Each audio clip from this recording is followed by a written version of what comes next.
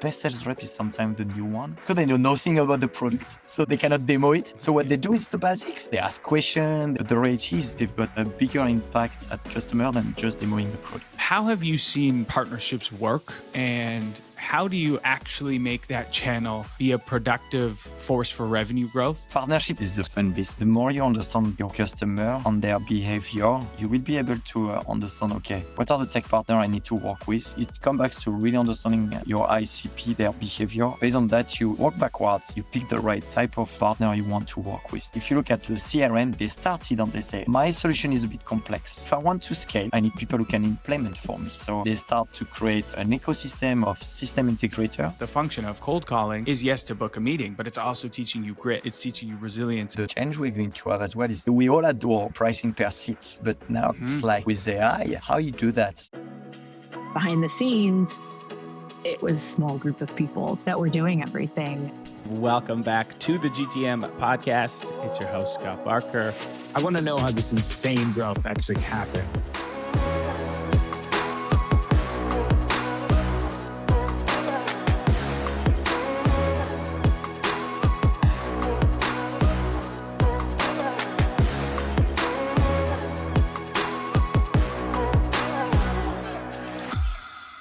Before we dive into today's episode, I want to welcome everyone back from the holidays. Most people know that I am almost always on, regardless of holidays, but I certainly am not checking emails as much as I normally would. I do my best to be present around friends and family. And this year I came back to work and had so many emails in my inbox. The number was pretty terrifying. But since I started using Superhuman last quarter, I was actually able to get back to inbox zero within like 20 minutes. It helps me and the team be so much more productive. Honestly, don't know how I didn't start on Superhuman sooner. I used to be an inbox zero kind of guy, but as my personal media presence, the fund, and our community grew, it became harder and harder to actually make that happen. But I started on Superhuman. It was the most seamless onboarding experience. Everything in my inbox synced within minutes. Superhuman works with your existing Gmail or Outlook accounts, and they actually studied the most efficient people and built the habits that they use right into their platform. The intentionality behind the product absolutely blew me away, even down to the analysis of proximity of your fingers to which keys so that the shortcuts you use can be as efficient as possible. I love to see leaders implementing this kind of best-in-breed solution for their teams, allowing them to simplify and in turn speed up efficiency. I would have loved to have this in my sales days or when I was leading my teams. For anyone that knows me personally, you know that I hate the admin side of sales. It was never my favorite. I want to be in front of customers, prospects, and I've always tried to spend as much time as I can helping interesting people solve interesting problems.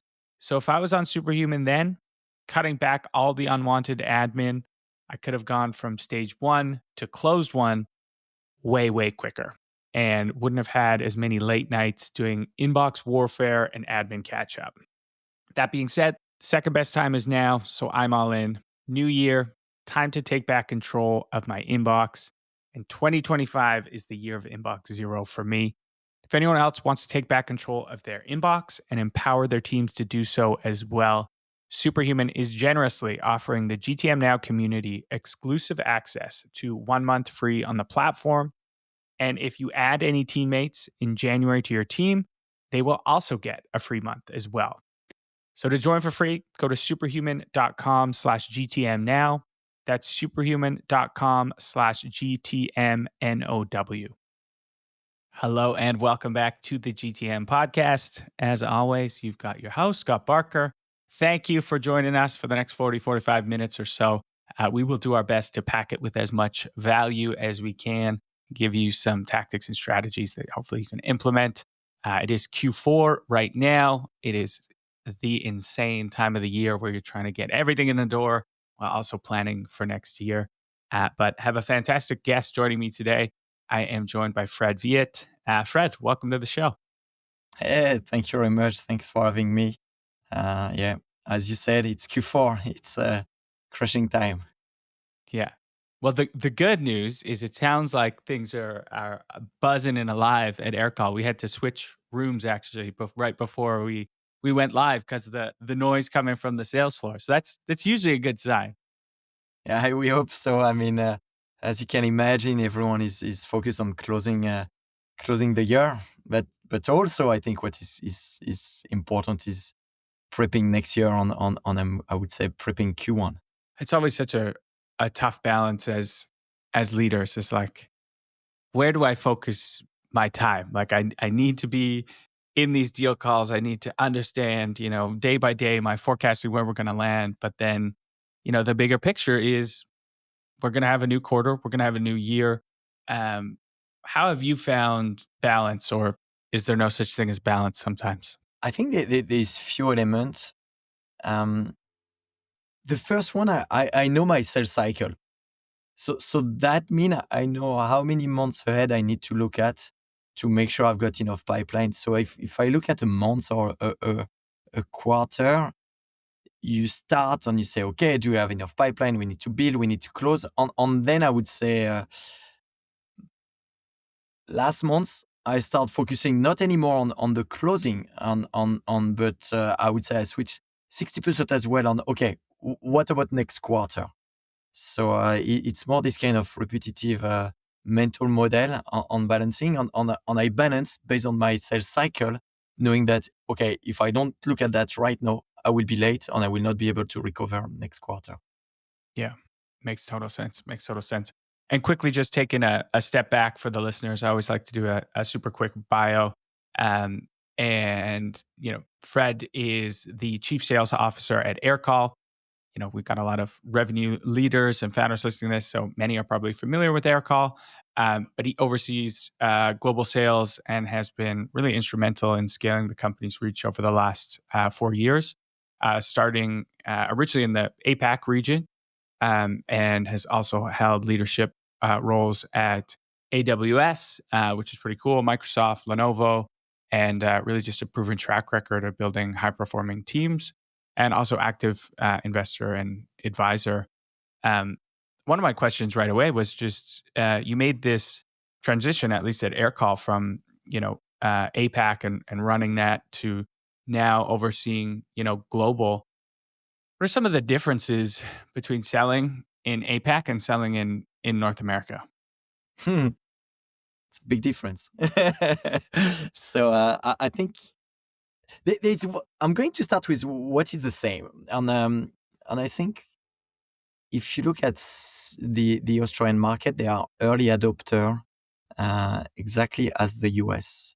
In fact, it's as a matter of fact, funny thing is, I think few years ago we were looking at the Fitbit adoption, and it was higher than in the US.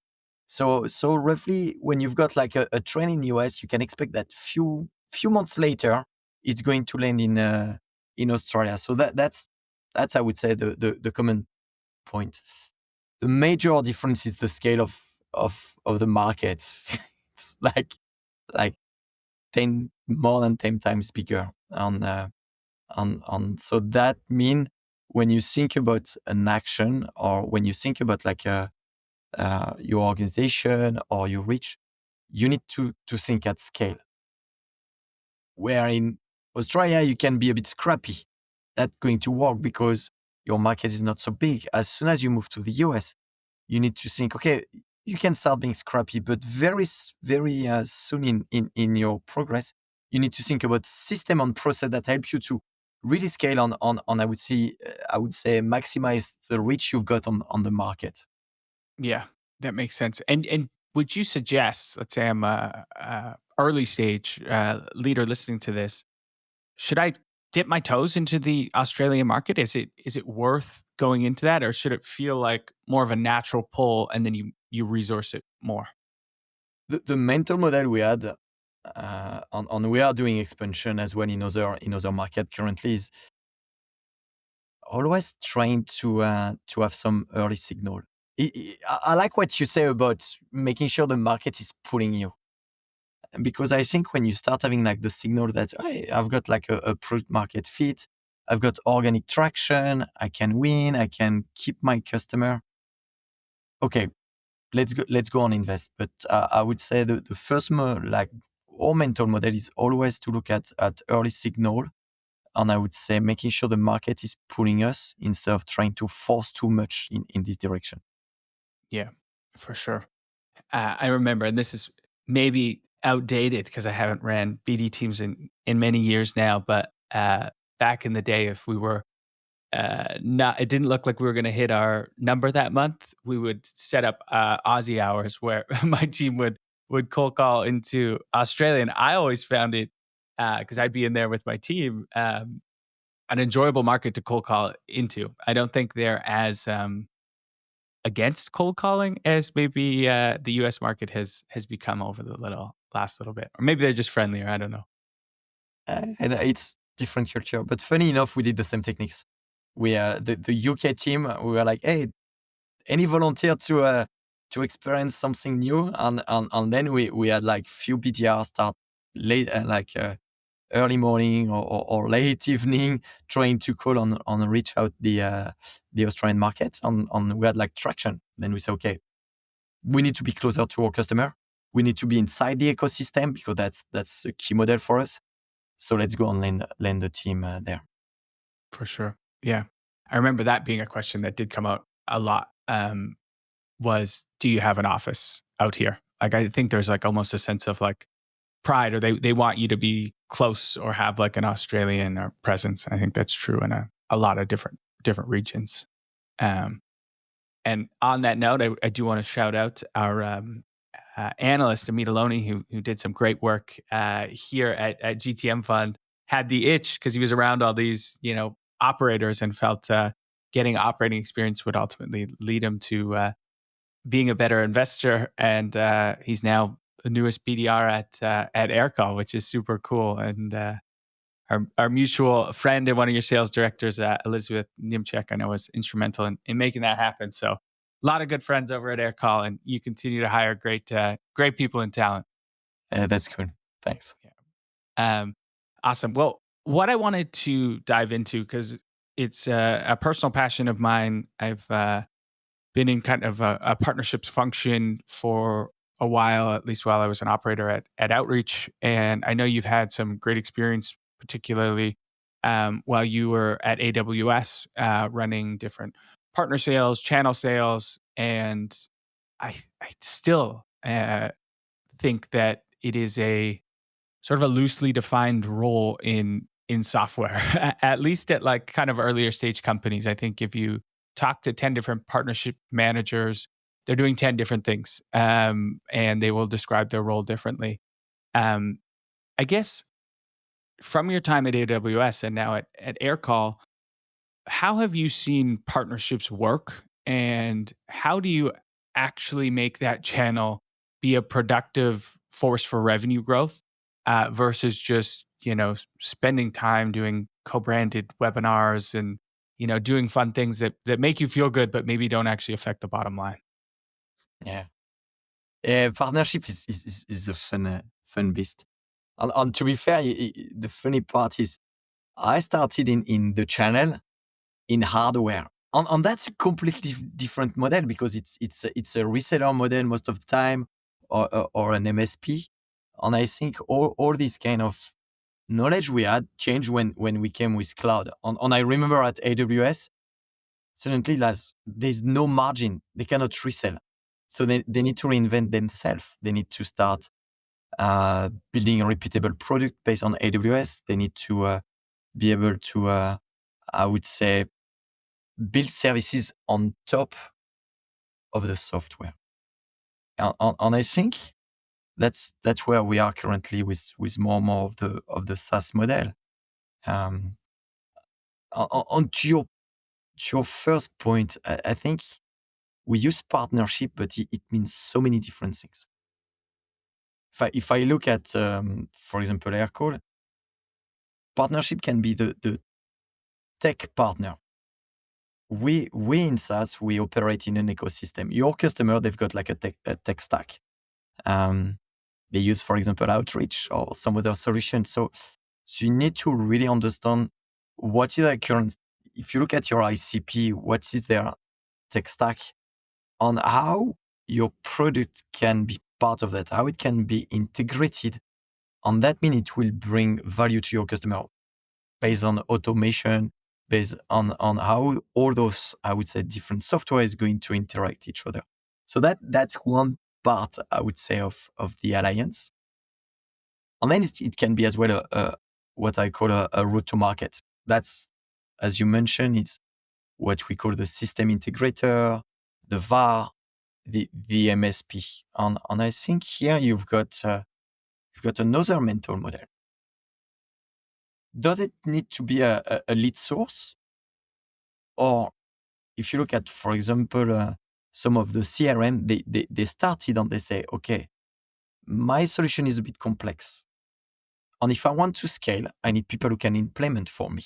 And it's not my business to do, I would say, professional services. So they start to create, I would say, an ecosystem of system integrator that are going to be certified, that are going to implement instead of like the software company implementing. So that's one model that work on. The more you're going to build that, then the challenge to, I would say, switch and help your partner to switch from an implementation model to more like a sales engine as well.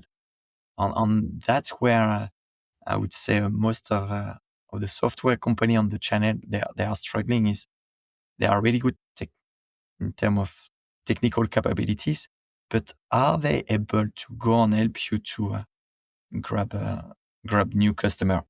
So that's one of the biggest challenge I think in early stage is define where you're going to spend time. Yeah, for sure. And then there's all like these sort of mom and pops shop like consulting services. So, we have like fractional executives now, and all of those can be sort of channels. There's like, you could almost put the rise of like influencer marketing. There's like a partnership component to that of how do you enable these folks that maybe have a wide reach to either resell or bring customers or talk well about you. But it's certainly it's an interesting space, the partnerships piece. But I think to your point is, I think the first one is to always define your ICP. The more you understand your customer and their behavior, you will be able to understand, okay, what are the tech partner I need to work with? On that means we can do co-marketing or things like that, but it's very precise on how those customers are buying. Who are the trust advisor? It's exactly that. The trust advisor sometimes is the IT shop at the corner. They went to the same school. It was clearly the case in Australia for sure. So you need to have that because those especially if you think about SMB, they don't have I would say technical people inside their organization. So they really want to have a trust advisor. So, but again, it comes back to really understanding like your ICP, their behavior, and based on that, you work backwards. You pick the right, I would say, type of partner you want to work with. Yeah, totally agree. Yeah, it could be Accenture at the enterprise, or it could be, as you said, the small fractional CRO that happens to work with everyone in a fintech vertical. If you sell into fintech, or you got to map those out. All right, I want to go to the next section of the pod, which people love, is when we kind of speak through stories, lived experiences, and I'll keep this pretty open ended. But do you mind sharing a story from one of the most impactful moments of your career, and then maybe we'll try and tease out some learning. So we'll jump you in a time machine and go back to whatever moment sticks out in your head.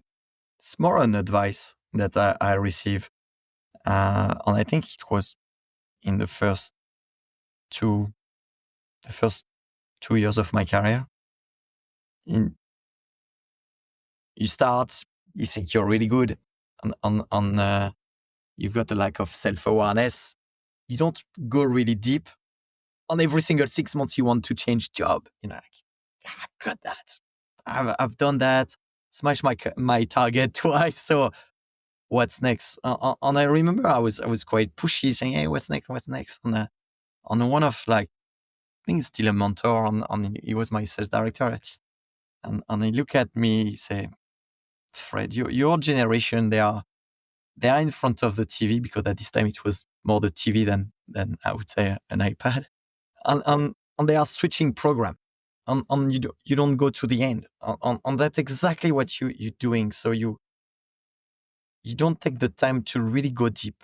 So instead of having very strong skills, you're going to go at the surface. You're going to move, yeah, perhaps, but then all those gaps, they are going to resurface sometime, and that's where it's going to be really hard to overcome that, because you're going to accumulate gaps, and it will be too late. So I think it was, I always use this one. I say the same thing to my team sometime when they're in a hurry. But yeah, that was a really good advice that I received. Yeah.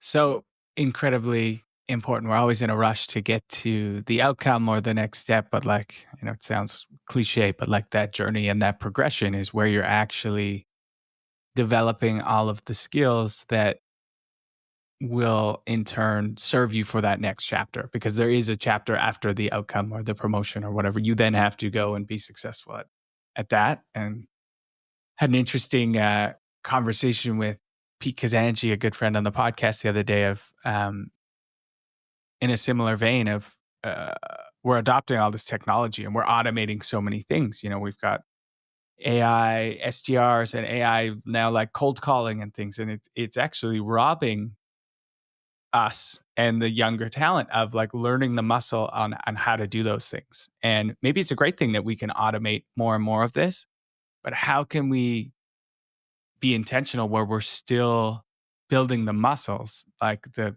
function of cold calling is, yes, to book a meeting, but it's also teaching you grit. It's teaching you resilience. It's teaching you all these byproducts of you actually doing the thing. And I thought it was interesting to think about the trade-offs we make when we lean into technology, and we're outsourcing the job, but we're also outsourcing the skills that are developed by doing that job. I agree with you on that. I think I'm a big fan of AI. Clearly, it's going to help us. It's going to help us to accelerate on I would say reduce the time we spend on non very useful tasks. But the point is sometimes people, they think AI is going to do the job for them. If I look at one thing is, we always think about like consultative selling, about active listening. And I think there's a bias currently on the market, thinking that, hey, because I've got the AI taking the notes on everything, they are going to come with a solution.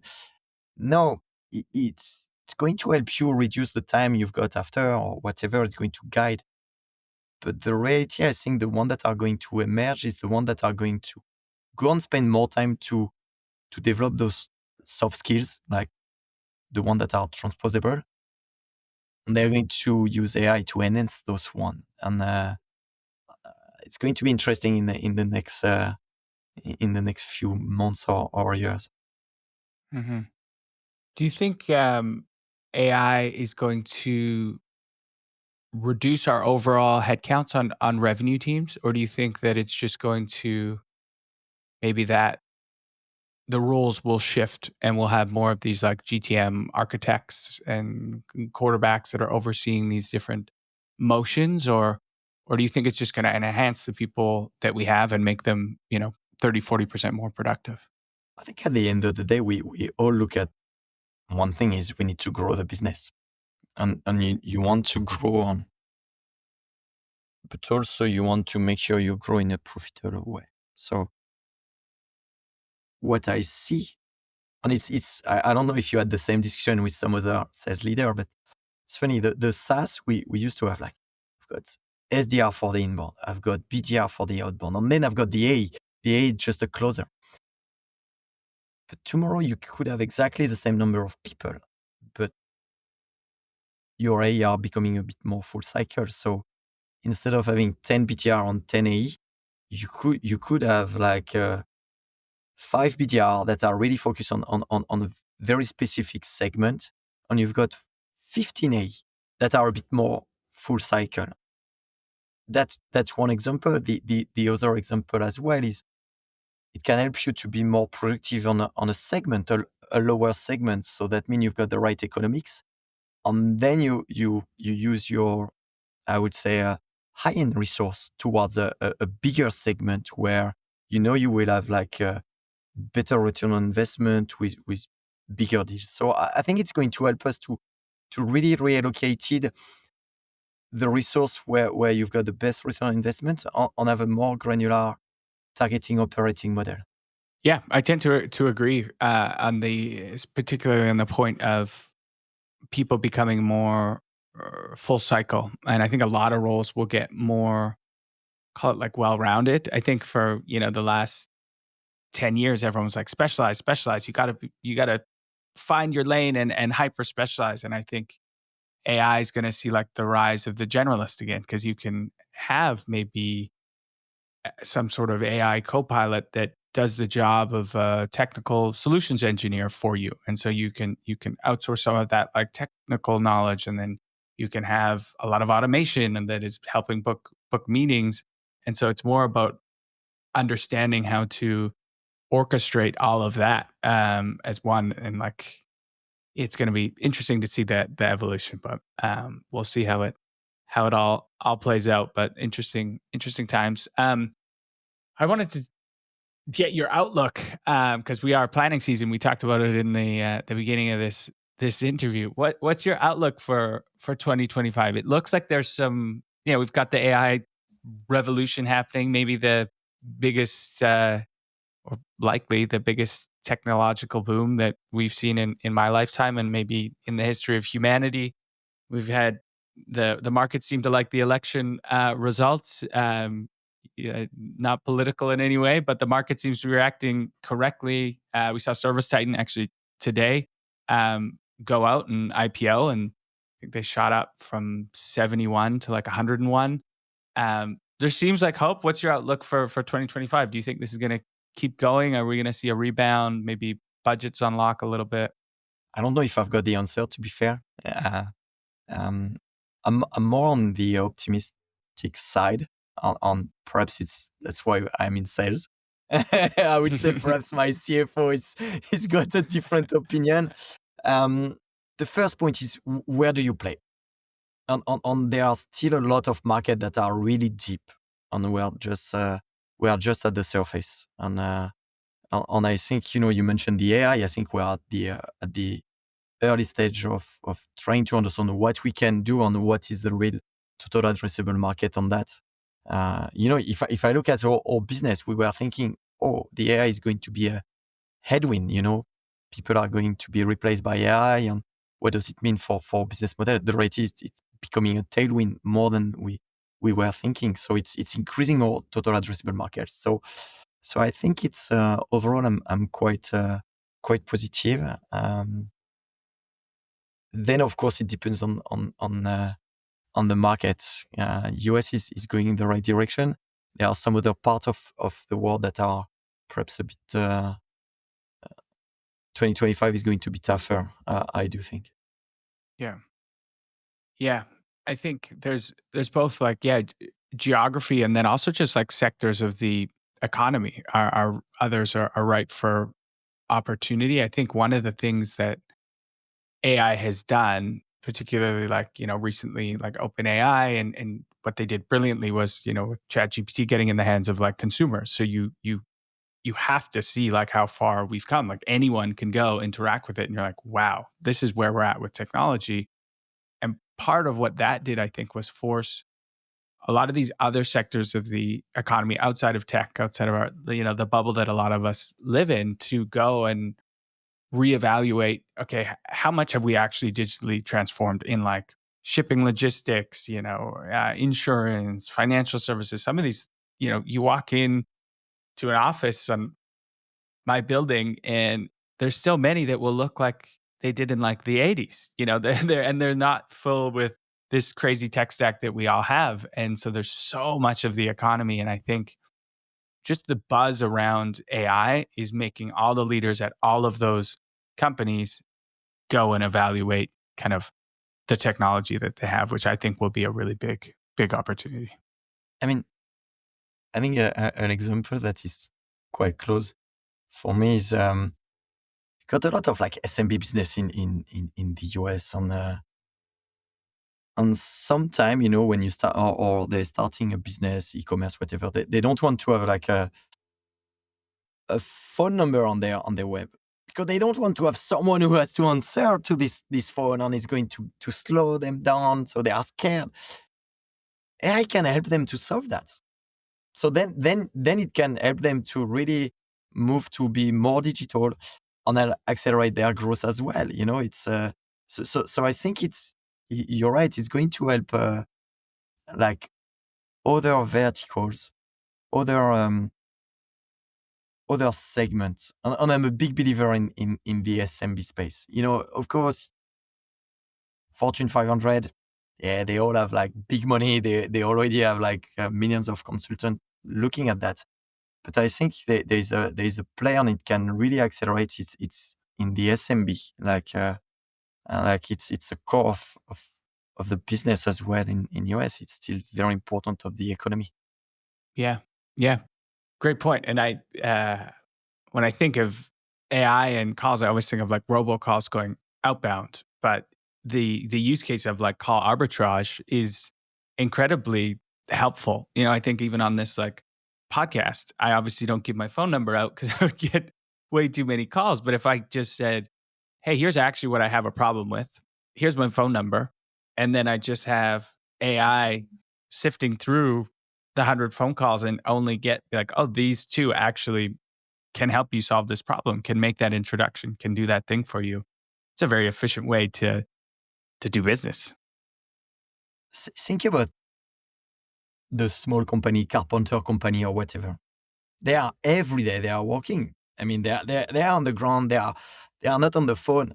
They are losing business, because at the end of the day, people try to reach, hey, are you available? Can I make an appointment?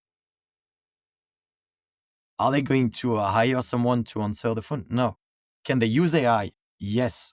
So then it's helping us to have a better, I would say, better reach to their customer on making sure they don't lose business. To the bigger guy who's got like enough money call to have center like a call center or whatever. So I think it's interesting. It's a bit like, I think what we see with the cloud is the cloud a few years ago when I was at AWS, it helped smaller company to disrupt bigger player, because you don't need to invest a lot and you've got this kind of pay as you go. You can innovate. Yeah, on that's what we saw. I think AI is going to do the same thing. It's helping like the SMB, the emerging business, disrupt and change a bit the landscape in some areas.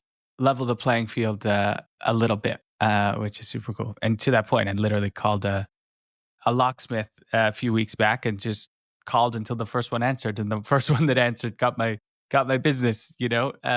Which is an exact example of that. But that's I think it will almost be both of like we'll have these. I think AI is also going to help the big get bigger. The big models of the world will have these like huge companies, and then we'll have more and more entrepreneurship in these like smaller companies, which I think is cool. I want to go to a founder question because it's right in kind of the vein of what we're talking about. We're talking annual planning, looking ahead. And this is a founder question, and it is, what are the biggest mistakes made in annual revenue planning? Looking back, anytime you've made annual plans, have you made any mistakes that others can avoid? We all.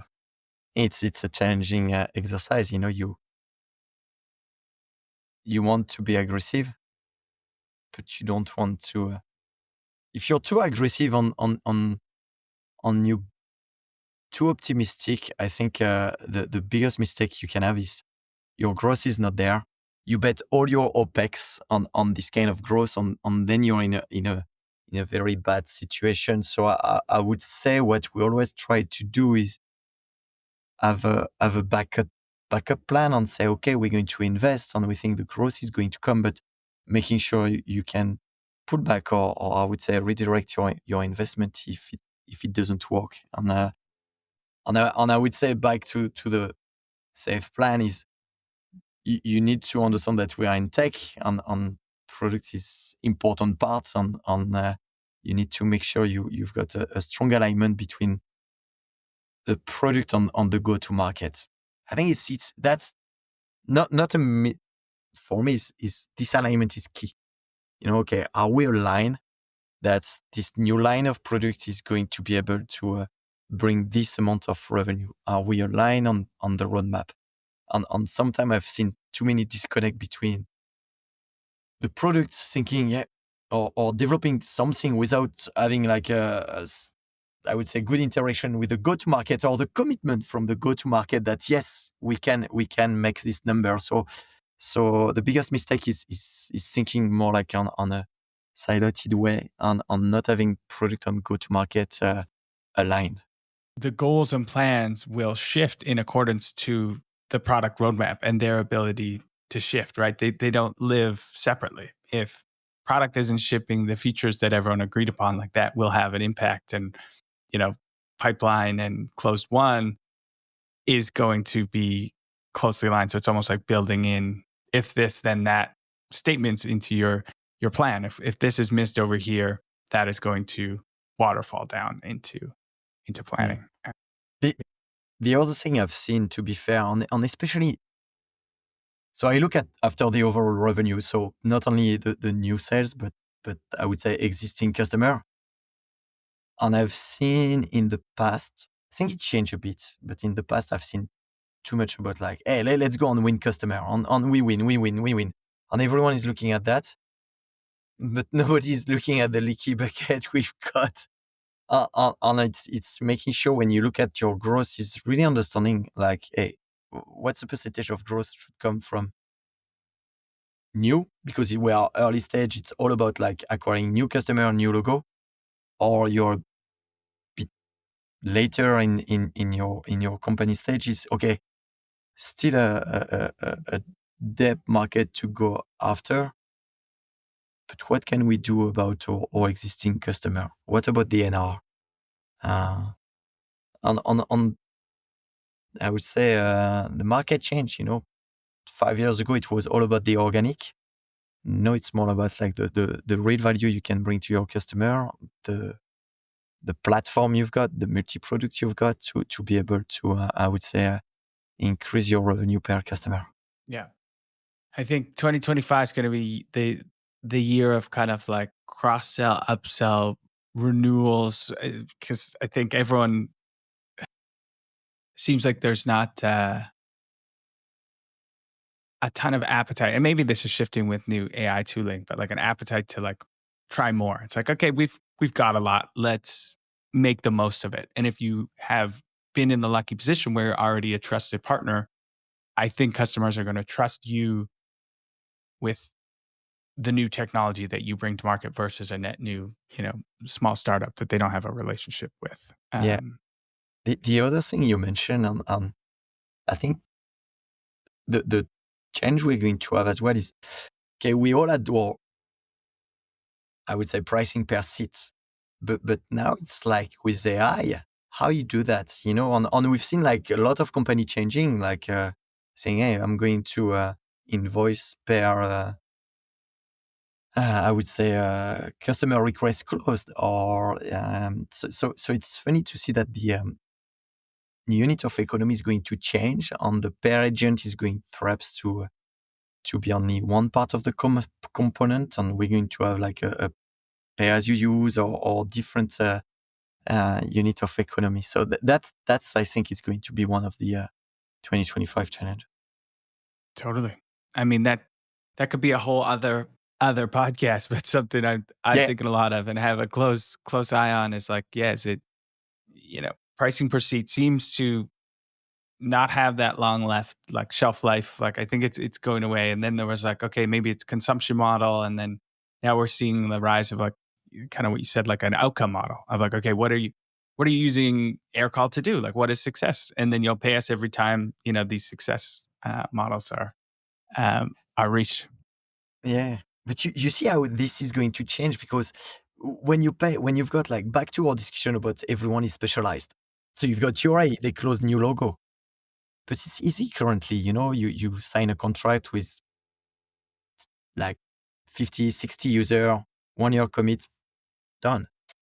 But tomorrow, how you change that? Because you're going to sign a contract and it's a blank check, and then they're going to consume. I mean, you need to make sure they adopt and they start consuming. What does it mean for the A? How do you comp them? So this is all the question we're going to have to figure on, and it's going to change as well how we think about organization, how we think about our comp plan. Yeah, totally. Yeah, because in that world, which goes back to what we're saying, it makes much more sense to have an individual that is full cycle, even into like CS, right? Because you can't just reward them, by signing the contract. No, it's actually your job to enable the outcomes that they have purchased, and we want to hit 50,000 outcomes this year, and that's going to turn into XYZ, and you're here to do that. It's an interesting world, but one where incentives feel closer aligned in a good way.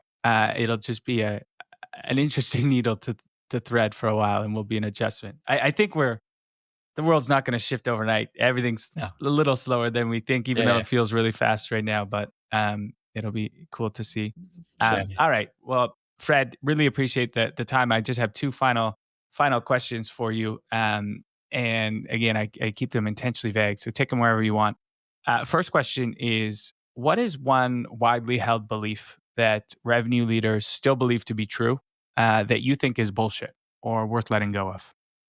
I'm not sure if it's from the sales leader, but it's something I've seen is we spend too much time on especially on the tech, about the demo. Like why? Because the last 7 years, people they were coming saying, "Hey, I need." So our team, they were not selling, they were just demoing a product without selling the value. And we always think about the feature. We always think about like training in terms of like product. The reality is we are missing that. Customers are coming because they've got pain. And sometimes they don't know the pain they've got. You are the trusted advisor. So I think it's finding the right balance between, okay, you are a tech company. Tech is very important, but if you think it's very important to have a sales, as a sales representative, an A speaking to a customer, that means you need to have like really understand the pain point. You need to understand why your customer is coming, or what are you going to solve for your customer. For me, the funny thing is the best sales rep is sometimes the new one, because they know nothing about the product, so they cannot demo it. So what they do is the basics. They ask questions, they just listen, and then they do like a very brief demo. They come back, but the reality is they've got a bigger impact at customer than just demoing the product. Yeah, it is interesting now, even just to like look. That's been the focus of everything. Drive people towards this demonstration of the product, and now we're in a time where like self-serve is easier than ever. There's products like Testbox and Demo Stack where you can just send a highly interactive demo, and who better to demo it than the actual customer or prospect themselves. So that meeting can be spent understanding goals, priorities that maybe comes after the initial demo call. But that also forces us to level up our talent to be, can they have that executive level conversation and have a point of view? And I know with myself and my reps in the past, I played this thought experiment of like, okay, can you be so knowledgeable in our industry that this person who's showing up to this meeting would pay for this meeting regardless if they get the software or not? Like that's what should be happening. They should leave with enough that they're like, I would have paid $500 for that consulting call that I got with all this free information, all this new data that I didn't know about. I agree. Yeah, it's that's exactly that. And I think that is where we're going, and I hope that's where we're going. And then then sales becomes fun again. You know, if that's how you feel when you leave a call, like that is a very good feeling, instead of just, all right, that's my 8th demo of the day where I did the same thing. Like that's what technology can do. You know, if a route task is perfect for technology and AI, humans are good at connecting dots. And anyway, final question for you. I call it the silver bullet question. Silver bullets, we know, don't exist, but there are things that work. And the question is, what's one go-to-market tactic or strategy that is actively working for Aircall in this environment? I'm going to say two. And we touch base on the first one is the kind of understanding we play in an ecosystem, on making sure we stay very close to our ecosystem, and they are I would say referral partner. That means they understand, and they help to make sure their customer understand why they should go with Aircall. So I think it's really like playing in the ecosystem. The second one is perhaps not a silver bullet, but it's one of the you could spend another 2 hours on that. Is I spend a lot of time to align sales and marketing. You know, it's just I've seen so many times where you're disconnected. You don't move in the same direction. Your metrics are not aligned for collaboration, but they are siloed, and you just create friction. Healthy friction is always good. I mean, it's that's how you move faster. But I think making sure that you align your sales and marketing. In fact, it's more like you align your customer journey. You work backward from your customer journey. Your customer doesn't want to deal with your org chart. It's your problem. For the customer, it should be frictionless. On that means aligning everyone from the lead generation to the expansion. Yeah. And again, that could be a whole other podcast topic, so I don't want to go too deep in it. But have you found over your years doing this that it's primarily an incentive problem? Is that the best way to get people beating to the same drum, is have shared incentives, or is it communication problem? What's kind of the main crux, do you think? I think it's two things. It comes with company objective, like using mechanisms like OKR. So that means, everyone really understand what can be their contribution on what are the cross-functional OKR that help. So if you go back next step, it can be common goal, making sure, do you incentive the marketing on leads or on the MR? On that's things like that. The last point for me, it's about example. Making sure at the top you've got strong alignment, making sure you always come as one and not two different voice.